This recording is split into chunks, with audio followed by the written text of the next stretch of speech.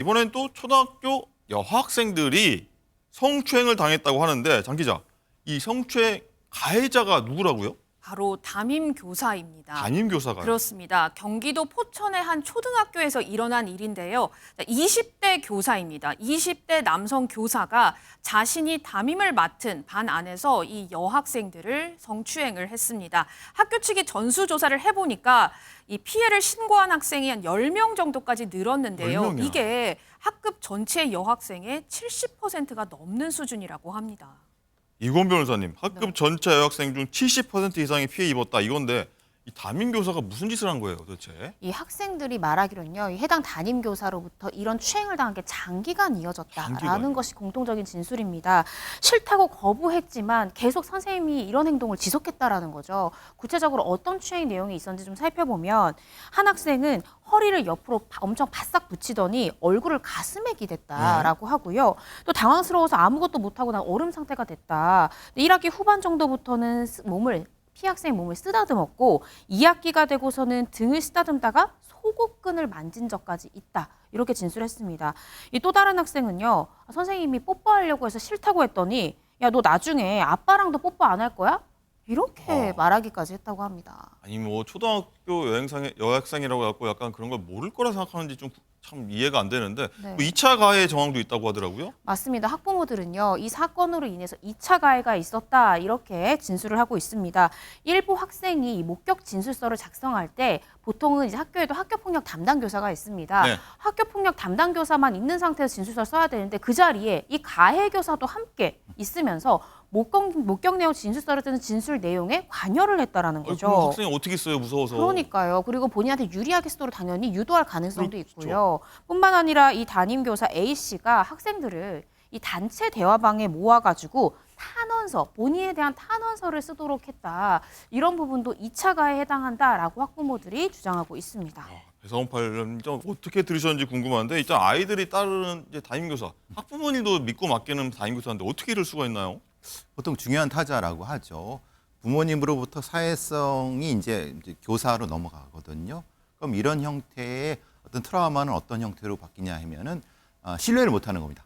말하자면 내가 가장 신뢰해야 될 부모나 선생님이 이런 짓을 저지르게 되면 누구도 못 믿는 거예요. 그렇죠. 이 아이는 반대로 이제 부모님이 어떤 행동을 해도 그것의 해석이 바꿔지는 겁니다.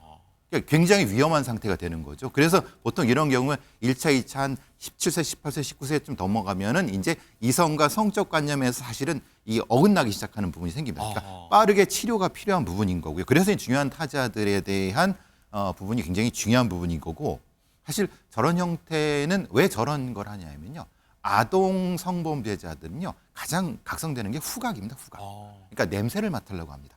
이게 좀 듣는 분들이 굉장히 좀 불편하실 수도 있는데 예. 그게 전형적인 특징입니다. 그래서 접근하는 방식이 후각, 촉각부터 시작되는 부분이기 때문에 그 교사는 그 과정을 이제 뭐 순환적으로 좀 돌리고 있는 것 같다는 느낌이 드는데 문제의 핵심은 우리의 그 교사의 채용 방식에서 심리 검사를 잘 안 합니다. 그러니까 위험한 어떤 아동 성범죄자 위험군에 대한 심리 검사를 안 하기 때문에 문제는 걸러낼 수 있는 방법이 없습니다.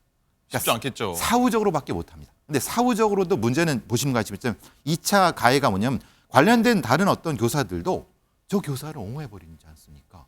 그러니까 이렇기 때문에 걸러내기가 참 어려운 부분입니다. 그렇군요. 이공 변호사님, 일단 이 가해 담임교사 처벌 어떤지 궁금하고 이런 범죄는 사실 감형도 되면 안 될 것 같아요. 맞습니다. 당연히 이게 13세 미만을 피해자 대상이기 때문에 성폭력 처벌법상 가중처벌이 됩니다. 따라서 이 5년 이상의 유기징역형에 처해질 수 있고요. 아까 교수님께서 지적해 주신 대로 초등학생에게 담임교사는요. 절대적인 존재이고 우월한 지위를 가지고 있습니다. 이러한 지위를 이용해서 기습적으로 추행하고 그걸 반복했다는 점에서 죄질이 상당히 불량하다고 생각합니다. 실제로 지난 8월 부산에서도요. 30대 교사가 이 초등생 2명을 성추행한 사건이 발생했는데 이때도 학교 규칙을 어겼다라면서 주말에 불러내거나 숙제를 안 했다라고 하면서 주말 보충 수업을 핑계로 학생들을 불러내서 결국 이 초등학생 2명을 추행한 그런 사건이 있었습니다.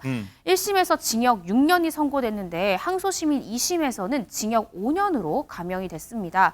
감형 사유는 그 피해자가 2명이라고 말씀드렸잖아요. 2명 중에 1명이 이제 합의를 했고요. 2심 과정에서 또 합의가 되지 않은 1명의 피해자에 대해서는 형사 공탁한 점 이런 점들이 감형의 사유로 이제 지적이 됐습니다. 알겠습니다. 학생들한테 정말 왜 그렇게 어른들이 못된 짓 하는지 좀 이해가 안 되는데